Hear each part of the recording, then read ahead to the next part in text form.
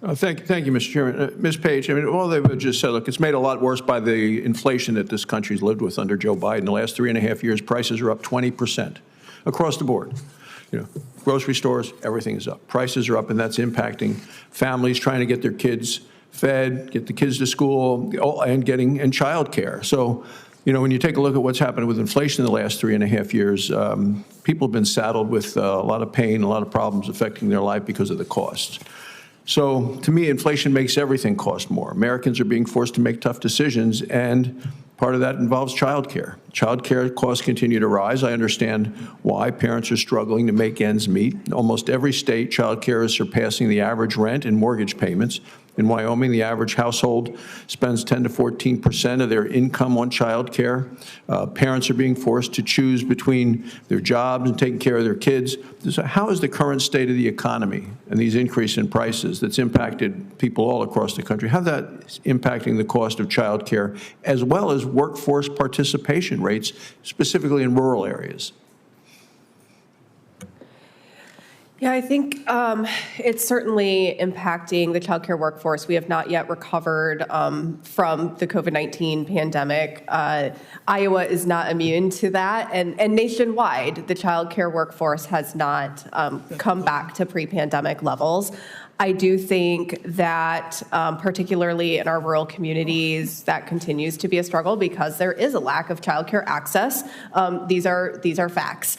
What we're doing in Iowa is really trying to focus on our reimbursement rates, going to the current market rate survey. The Child Care and Development Block Grant does also require us to do that every 3 years so that we know that our rates are at least a percentile of the current market. We also do narrow cost analysis. Several states are starting to do alternative methodologies as well to try to understand the true cost of care as it relates to our subsidy reimbursements. There are two things that are going to be happening over the next few years after the 2024 final rule for the Child Care and Development Block Grant, which is paying providers prospectively as well based on enrollment, not attendance. And those are a couple of other things that, you know, from a long-term outlook are ways that the industry will be stabilized.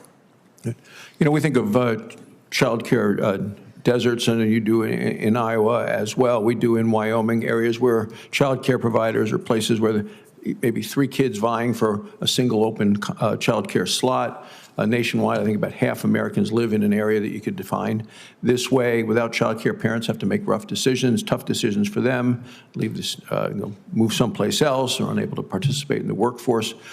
Are there strategies that you've seen which have been effective in reducing the prevalence of these child care deserts? Yeah, Iowa is about 23% considered a child care desert. One of the things that we're really trying to focus on is understanding our true capacity and the ages of children.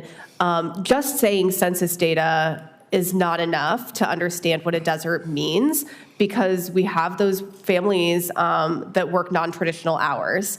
We have families that want a faith-based program and can't access it, or they want a family child care home versus a licensed child care center. So it's really about, when we think of that parent choice, what can they actually access? So numbers don't always tell that child care desert story. That's not to say that it's not true, that there is a lack of access in certain communities. And so we really do want to be looking at the data and then focusing on those areas for grants and contracts funding the unmet needs. Okay, so, and you talked about faith-based program, other things that are out there. My question to you, Dr. Stevens, is it's clear that child care is important. It's expensive. A recent study found 40% of the U.S. workforce and parents and 10% of parents of young children. Congress has been working to find solutions to make it easier for families to care for their loved ones, young and old. Given the diversity of needs, of interests, and locations, it's clear that a federal one-size-fits-all program doesn't work for everybody. And what this Page just talked about. Could you explain some of the common problems that may arise with these one-size-fits-all models? As I've been emphasizing, there's nothing that parents care more about than the well-being of their young children.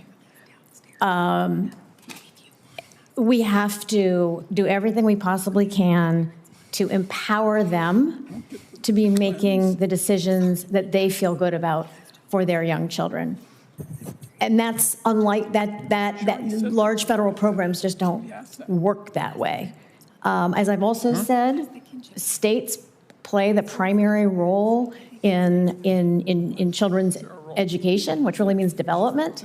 They need to be playing a bigger role in this. There are states that are, both Virginia and Minnesota, for example, have been taking huge steps in sort of taking this on. The way markets work is this is a market that works for wealthy people. There's a wonderful economist named Art Rolnick who pioneered something called the Minnesota Early Learning Scholarships in Minnesota.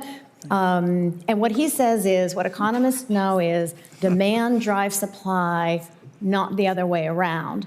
Their program was successful because they gave what they described as scholarships to very low-income families. And what happened was the supply of high-quality care arose in neighborhoods where it hadn't been there before. If that answers your question. Thank you. Thank you, Mr. Chairman. I thank my colleague, and I think our final speaker may be Senator Casey, a very appropriate